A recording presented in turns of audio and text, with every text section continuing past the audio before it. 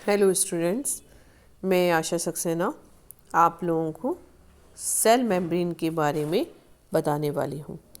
देखो बच्चों, जब 1665 में रॉबर्ट हुक ने कोशिका की खोज करी तो उस समय माइक्रोस्कोपी इतनी विकसित नहीं थी कि सेल वॉल और सेल मेम्ब्रेन में अंतर कर सके।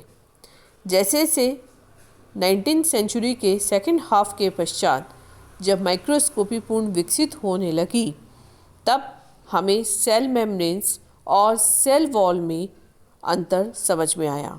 सेल मेम्ब्रेन यानी कि कोशिका झिल्ली जो कि जीवित होती है, और सेल वॉल कोशिका भित्ति जो कि प्राय मृत पदार्थ से बनी होती है। सेल मेम्ब्रेन के बारे में सर्वप्रथम चर्चा अर्नेस्ट ओवरटोन के द्वारा की गई थी 1895 में, और उन्होंने बताया कि वे पदार्थ जो कि लिपिड्स से बने हुए होते हैं वो आसानी से सेल मेम्ब्रेन से आ जा सकते हैं। उसके पश्चात सेल मेम्ब्रेन की संरचना में विभिन्न प्रकार के प्रयोग होते गए और नए नए मॉडल आते गए। जब पूर्णतः इलेक्ट्रॉन माइक्रोस्कोप का विकास हुआ तो पता चला कि सेल मेम्ब्रेन या प्लाज्मा मेम्ब्रेन जो कि वसा के डबल लेयर से बनी होती है और इसके दोनों तरफ प्रोटीन्स पाए जाते हैं। वसा जो मुख्य रूप से इसके अंदर पाई जाती है वो है फॉस्फोलिपिड, जिसके दो सिरे होते हैं, हाइड्रोफिलिक सिरा और हाइड्रोफोबिक सिरा। हाइड्रोफिलिक सिरा फॉस्फोलिपिड्स का जो होता है वो ध्रुवीय सिरा होता है और बाहर की तरफ व्यवस्थित होता है, और हाइड्रोफोबिक सिरा जो होता है वो सेल मेम्ब्रेन के मध्य में पाया जाता है। इन फॉस्फोलिपिड्स के दोनों सिरों की तरफ प्रोटीन्स उपस्थित होते हैं, जिन्हें क्रमशः बाह्य प्रोटीन और आंतरिक प्रोटीन कहा जाता है। बाह्य प्रोटीन फॉस्फोलिपिड की सतह पर उपस्थित होते हैं, जबकि आंतरिक प्रोटीन जो है वो इसमें कोशिका झिल्ली की पूर्ण मोटाई पे उपस्थित होते हैं। विभिन्न समय पे विभिन्न प्रकार के मॉडल्स आए, लेकिन प्लाज्मा मेम्ब्रेन के विभिन्न कार्यों को समझाने के लिए जो विशिष्ट मॉडल है वो फ्लूइड मोजाइक मॉडल है, जिसे सिंगर और निकोलसन के द्वारा दिया गया। आप इस चित्र में देख रहे हैं बच्चों कि फॉस्फोलिपिड्स जो बीच में आप देख रहे हैं, फॉस्फोलिपिड्स के जो हाइड्रोफोबिक सिरे हैं वो मध्य में व्यवस्थित हैं और हाइड्रोफिलिक सिरे बाहर की तरफ हैं। इसमें आप इंटीग्रल प्रोटीन या इंटरनल प्रोटीन्स देख रहे हैं जो कोशिका की पूर्ण मोटाई पे या थिकनेस पे उपस्थित हैं।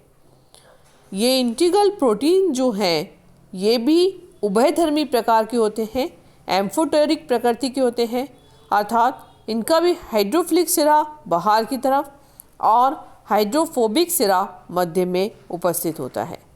अब देखिए, लगभग वसा और प्रोटीन दोनों का ही अरेंजमेंट एक जैसा हो गया। हाइड्रोफिलिक सिरे बाहर की तरफ है और हाइड्रोफोबिक भाग मध्य की तरफ है। अतः ये प्लाज्मा झिल्ली का ये मॉडल एक दृढ़ झिल्ली की परिकल्पना नहीं करता, बल्कि एक सेमी सॉलिड अर्ध तरल झिल्ली की परिकल्पना करता है। इसकी परिकल्पना आप ऐसे समझिए जैसे कि समुद्र या पानी के ऊपर एक बर्फ़ बह रही हो।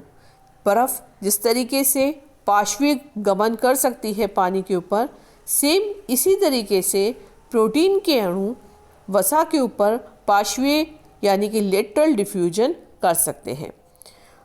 प्लाज्मा मेम्ब्रेन पे समय समय पे छिद्रों का निर्माण होता रहता है, जहाँ से पदार्थों का आवागमन होता है। सिंगर निकोलसन मॉडल के द्वारा ही ये परिकल्पना की गई कि प्रोटीन के अणु और वसा के अणु दोनों ही लेटरल डिफ्यूजन करते हैं, और इस लेटरल डिफ्यूजन के फलस्वरूप इन पर समय समय पे पोर्स अथवा छिद्रों का निर्माण होता रहता है। इन छिद्रों के द्वारा ही विभिन्न पदार्थों का आवागमन संभव है। कार्बोहाइड्रेट चेन बाहर की तरफ प्लाज्मा मेम्ब्रेन से जुड़ी होती है। ये कार्बोहाइड्रेट चेन प्रत्येक व्यक्ति के लिए स्पेसिफिक होती है और ये भी देखा गया है कि इसके आधार पे ब्लड का ग्रुप का भी डिटर्मिनेशन किया जा सकता है। हालांकि इसी तरीके के बायोलॉजिकल मेम्ब्रेन के मॉडल रॉबर्टसन के द्वारा और डेविडसन डेनियली के द्वारा भी दिए गए थे, लेकिन इनके अंदर प्रोटीन की परिकल्पना एक थिक शीट के रूप में की गई थी, मजबूत शीट के रूप में की गई थी, जो कि गतिशील नहीं थी। लेकिन सिंगर निकोल्सन मॉडल में प्रोटीन के अणु भी वसा के अणु के साथ गति करते रहते हैं, जिसके फलस्वरूप समय समय पे प्लाज्मा झिल्ली में छिद्रों का निर्माण होता रहता है और पदार्थों का आवागमन होता रहता है। इस मॉडल के द्वारा प्लाज्मा झिल्ली के सभी कार्य समझाए जा सकते हैं। Thank you.